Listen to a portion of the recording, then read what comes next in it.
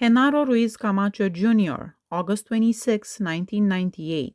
He was found guilty of killing David L. Wilburn, 24, in May 1988. After stopping the kidnapping of two individuals from a house, Wilburn was shot in the back of the head. The home's 57-year-old owner, Sam Wright, told police that Camacho and two unidentified accomplices broke into the house and tried to take him. Evelyn Banks, 31, and her 3-year-old son Andre were took hostages.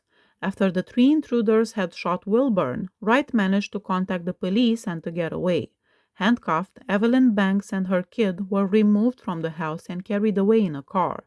Camacho later killed Banks and her child. Camacho asked for a last meal of steak, baked potato, salad, and strawberry ice cream. His last words were, "I love you all. We had a good service, and I'll be with you. I'll be waiting for you in heaven. Okay, adios. That's all I have to say." Delbert Boyd Teague Jr., September 9, 1998.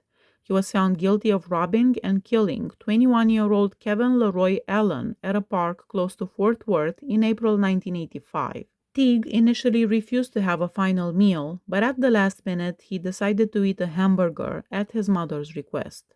His last words were, "I have come here today to die, not make speeches. Today is a good day for dying." David Allen Castillo, September 23, 1998.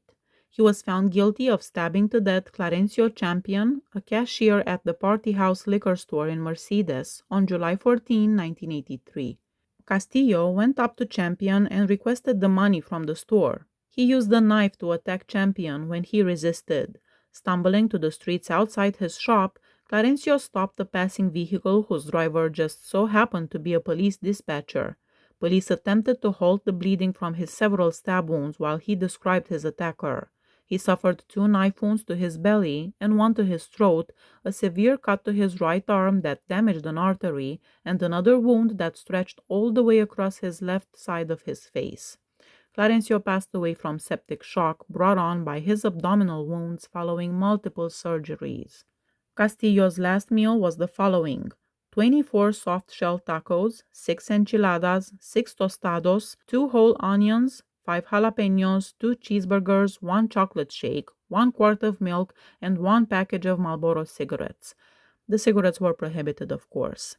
His last words were, "Keep it brief here.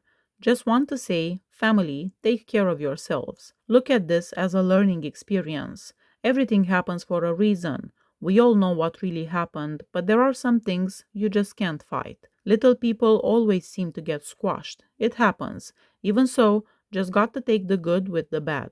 There is no man that is free from all evil, nor any man that is so evil to be worth nothing. But it's all part of life. And my family, take care of yourselves. Tell my wife I love her. I'll keep an eye on everybody, especially my nieces and nephews. I'm pretty good. I love y'all. Take care. I'm ready."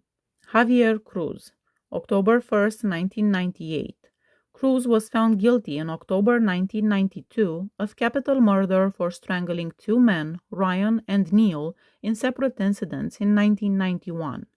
Neil, 71, was killed in his one-room apartment on the 6th floor on June 7, 1991. 5 days later, his decaying body was discovered hanging from a toilet fixture, gagged and shackled. He had been strangled with a bathrobe belt and struck with a hammer. On July 14, Ryan, 69, was strangled at his Olmos Park home. A day later, his naked body was discovered in his bed. The perpetrator had stolen his TV and Cadillac. Cruz chose a last meal of venison steak, baked potato, light beer, and Camel cigarettes. Alcohol and tobacco were prohibited. On the day of his execution, he declined to offer any last words, but he did leave a written final statement which said, "Thank you for setting me free. God bless you all. I love you, Miguel. Take care of my angel, Leslie. Love, Javier Cruz." Jonathan Wayne Nobles, October 7, 1998. He was convicted of Mitzi Johnson Nally's, 21, and Kelly Farquhar's, 24, stabbing deaths at their Austin home in September 1986. After using drugs and alcohol, Nobles, who was working for the Central Texas Crime Prevention Association in Round Rock at the time of the murders, broke into the house. Mitzi's 30-year-old date, Ronald Ross, was also stabbed during the attack but managed to survive. Nobles confessed to the police on September 19, 1986, the same day he was apprehended at his residence after injuring his arm during the assault. For his last meal, Nobles asked for Holy Sacrament. His last statement was a long one, so I'm just gonna read part of it. When I was a child, I talked like a child. I thought like a child. I reasoned like a child. When I became a man, I put childish ways behind me. Now we see but a poor reflection, as in a mirror, then we shall see face to face. Now I know in part, then I shall know fully, even as I am fully known. And now these three remain, faith, hope, and love. But the greatest of these is love. Kenneth Allen McDuff, November 17, 1998. McDuff and a co-conspirator abducted and killed three Californian teens who were on vacation in 1966. Despite receiving 3 death sentences for these offenses, he was spared execution by the Furman v. Georgia decision of the U.S. Supreme Court in 1972. In 1989, he was granted release after receiving a life sentence. McDuff was given another death sentence and executed in 1998 after essaying and killing at least 6 women between October 1989 and March 1992. His last meal was 2 16-ounce T-bone steaks, 5 fried eggs, vegetables, French fries, coconut pie, and 1 Coke. His last words were, "I'm ready to be released. Release me." Daniel Lee Corwin, December 7, 1998. He was found guilty of the murders of Mary Rissinger, 36, of Huntsville, Alice Martin, 72, of Normandy, and Deborah Lynn Ewing, 26, of Conroe, after being charged under the state's serial killer legislation.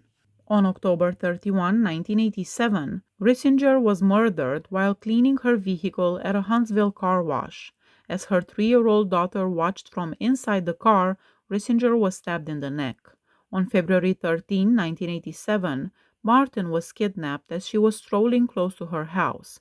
The following day, her body was discovered in a Robertson County field. She was stabbed, strangled, and essayed.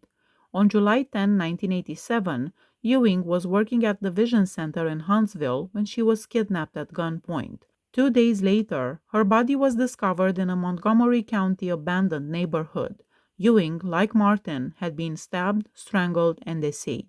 Corwin's last meal was steak, potatoes, peas, cake, and root beer.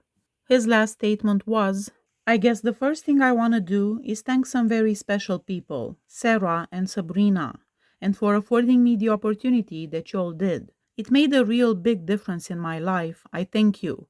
Thank you again from the deepest part of my heart. I'm sorry. The biggest thing I wanted to say was to you and family, and I know I haven't had a chance to talk with y'all in any form or fashion or way or manner.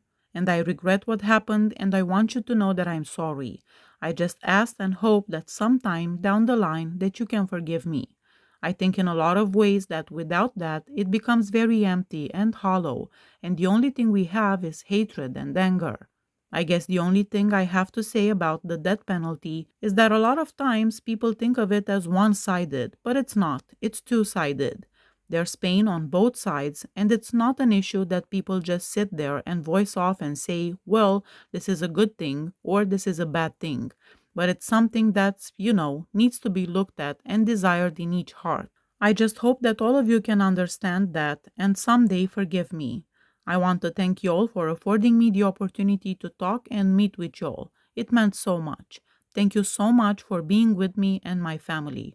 Thank you. I love you. Jeff Emory, December 8, 1998. He was found guilty in the October 1979 stabbing death of Texas A&M student LaShawn Mullinghouse in her apartment in College Station. Prosecutors claimed that while Emory was breaking into the flat, he hid in a closet and attacked her when she entered. For 4 years, the case remained unresolved until Emory's ex-wife approached the Milwaukee, Wisconsin police. According to her later testimony, her ex-husband was covered in blood when he returned home the night of the murder. According to testimony from 2 of his acquaintances, he admitted killing Mullinghouse. Emory was being imprisoned in St. Paul, Minnesota on 3 burglary charges when he was charged with Mullenhouse murder. His last meal was 2 T-bone steaks, French fries, salad, cake, chocolate ice cream, coffee, and Coke. His last words were, "I just want to tell Katarina, I love you. Take care of yourself. That's all I have to say."